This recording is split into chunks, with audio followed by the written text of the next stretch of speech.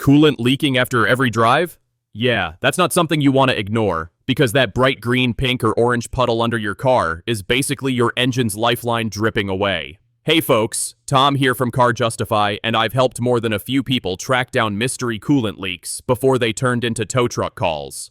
Now, if you're finding coolant after every drive, that means something's losing fluid while the system is hot and under pressure. A small leak when cold, that can hide for weeks, but hot leaks, they usually show themselves fast. The first place I always check is the radiator hoses. These guys get brittle over time, especially near the clamps. When the engine heats up, pressure builds, and any tiny crack will spray coolant like a shaken soda bottle. Pop the hood, run the engine till it's warm, and look for wet spots or steam. Next up, the radiator itself. I've seen them corrode at the seams or get little pinholes from road debris. Sometimes you can see the crusty white or green residue around the edges. That's dried coolant, a dead giveaway. If you've got an aluminum radiator, those end tanks can split along the plastic seams. Yup, happens a lot, and usually right after a cold to hot cycle. Don't forget the water pump. The pump has a small weep hole built into it, and if the internal seal starts going bad, coolant drips from that hole, especially right after a drive. You might not see it pooling under the pump because the heat can make it evaporate quickly, but you'll notice staining around the area or maybe a sweet smell after you park. Then there's the heater core and the hoses going into it. Now this one trips people up all the time because if it's leaking inside the dash, you won't see a puddle under the car. Instead, you might notice damp carpet on the passenger side or foggy windows that smell like maple syrup. If you've got that, it's heater core city. And of course, the coolant reservoir.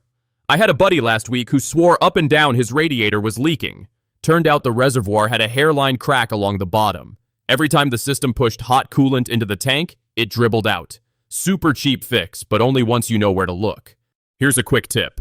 Pressure test the system. You can rent a cooling system pressure tester from most auto parts stores. It's basically a hand pump you attach in place of your radiator cap. Pump it up to the rated pressure, usually written right on your cap, and see where the coolant comes out.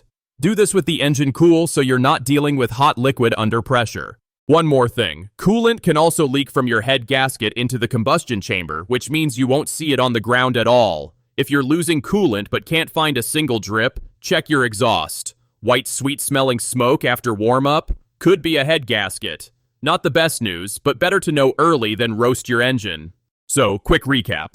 Hoses, radiator, water pump, heater core, coolant reservoir, and in rare cases, the head gasket. Start with the easy stuff you can see, work your way to the hidden stuff, and pressure test if you can't spot the problem. And remember, running without enough coolant will cook your engine faster than you can say tow bill.